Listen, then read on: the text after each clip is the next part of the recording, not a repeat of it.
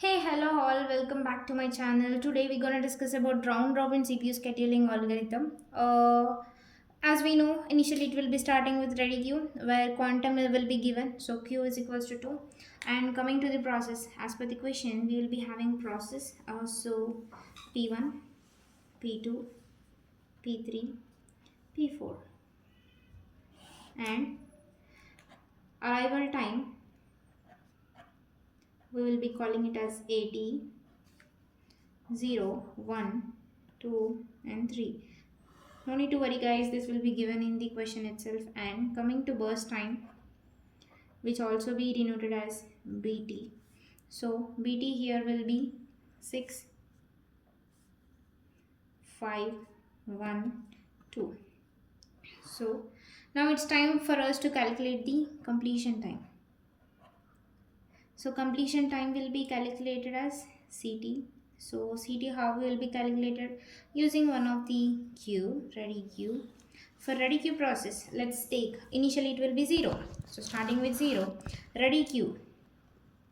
I'm gonna take ready queue over here. So ready queue. So in ready queue, so basically we are starting with P1 because initially we don't have anything, so we'll be starting with P1. So 0, P1 will be initiated. Here when P1 is executing, we'll be having quantum as 2. So next two process will be ready to execute in the queue. So initially we are done with P1. So next in ready queue, which we will be having next to 2. What are those? P2 and P3. Once we are done with P1, it will be, because it is already in execution mode, it will be removed and it will be moving to last. Okay, so now we are done with P1. How many times we have done? Just one time, right? So we will be checking if there is any if this, because we have this as an a 6, right? So we have quantum as 2. So we'll be executing P1 for 2 and we'll be removing this P1 from this queue and it will be moving to N. So now ready queue value will be P2, P3, comma P1. Once we are done with P1 process, execution process, it will be coming back to backside latest value. So after P2 and P3, then we will be executing P1 again because it has been removed and moved to the later priority queue. Okay, so don't get confused guys. So we are now done with P1. So P1, how many times it has been executed? 4 times. Sorry, 2 times. So how many we left with? 4 is remaining. So we'll be keeping value for just for our reference. Okay. So P1 we have executed from 0 to 2. Then next we have which process? P2. So P2 will be executed. How many times? It will be executed 2 times. If we are executing 2 times, how much will be the remaining value? It will be 3. So it will be 2 plus 2 means it will be 4, right? So here it will be 4. Now P2 will be removed from here and it will be added over here. So how can we rewrite that equation? So we have done with P3. While executing P2, we will be having the another process. P4 will be on queue, right? So P4 will be entering over here. So we are done with P2. P2 will be coming last. So the value will be P3, P1, comma, P4, comma, P2. So this will be the value. Okay. So now it's time for us to execute what value? P3. So P3, how much the time is? 1. So P3 will be executed.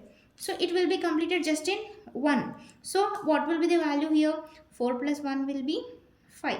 We are done with P3. So once we are done with execution of the process, we will be removing that from the queue. Right? Now what we left over with, we have P3 is done. In queue we have P1. So we'll be proceeding with executing the P1. P1, how much value we have? 4. So how many we can execute? Only 2. So P1 will be executed for next 2. So 5 plus 2 will be 7. So P1 has been executed. Now P1 will be going back to this. So what will be the value now? P4, comma, P2.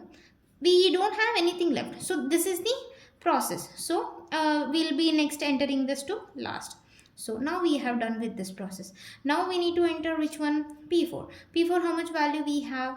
2. So P4 will be entered and it will be executed. 7 plus 2 means how much the value? 9. So once we are, so P4 is also completed. 2 means it's done. So we are done with this as well. So what we left with P2 and P1. Now it's time for us to execute P2, then next P1. So P2, how much value we have? 3. So we'll be executing P2. So P2 will be executed how many times? 2 times. As per quantum we have only 2. So 9 plus 2 will be 11, right? Now we are done with how much we left with? More 1 here. So I'm just rewriting this here. Okay. So now we will be extending this queue. So we have done with P2. Now P2 will be coming this side. So now we need to execute P1, then proceed with P2. Now P1, how much we left with? Initially we have done here with 2. So we left with 2. So we need to execute P1. So P1 will be 11 plus 2 means it will be 13. So now we are done with P1. What we left with? P2. So P2 will be executed. So P2, it will be executed how many times? 1 time, because we left with 1. So it will be 13 plus 1, which will be equals to 14. Okay, now we are done with everything. It's time for us to write the completion time. Coming to completion time, P1 started over here and ended at where? 13. So we need to carefully rewrite these values. Okay, P1 completed at 13, P2 completed at when? 14, and P3 completed at when? 5, P4 completed at 9. So make sure to write the correct values. Now we are done with CT value.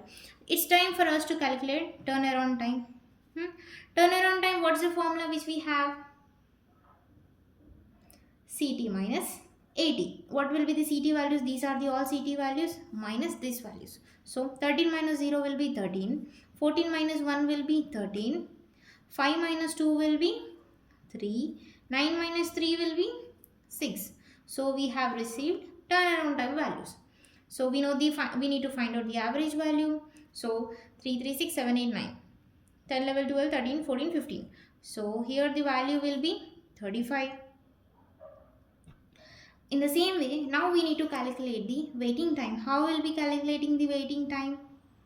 Waiting time will be calculated using the formula turnaround time minus burst time, right? So TAT we have just now calculated. These are the values of turnaround times minus BTM means these are the values. 6, 5, 1, 2 are the values of this. So 13 minus 5 will be, 13 minus 6 will be 7. 13 minus 5 will be 8. 3 minus 1 will be 2. 6 minus 2 will be 4. So we have the values as this, which is equals to 21. Okay. So we have turnaround time average value is equals to 13 plus 13 plus 3 plus 6 whole divided by how many process we have? 4. We need to find out the turnaround time value. In the same way, we need to find waiting time. How will we getting the waiting time? Sum of all the values which we have received, 7 plus 8 plus 2 plus 4 whole divided by 4, which will be the result. So 35 divided by 4 means it will be somewhere around 8.75. And in the same way, if we do for this, it will be 21 divided by 4, which will be equals to 5.25. This is how the round robin CPU scheduling algorithm will work. Okay. Please let me know if you have any questions on this process. Have a great day. Take care. Bye-bye.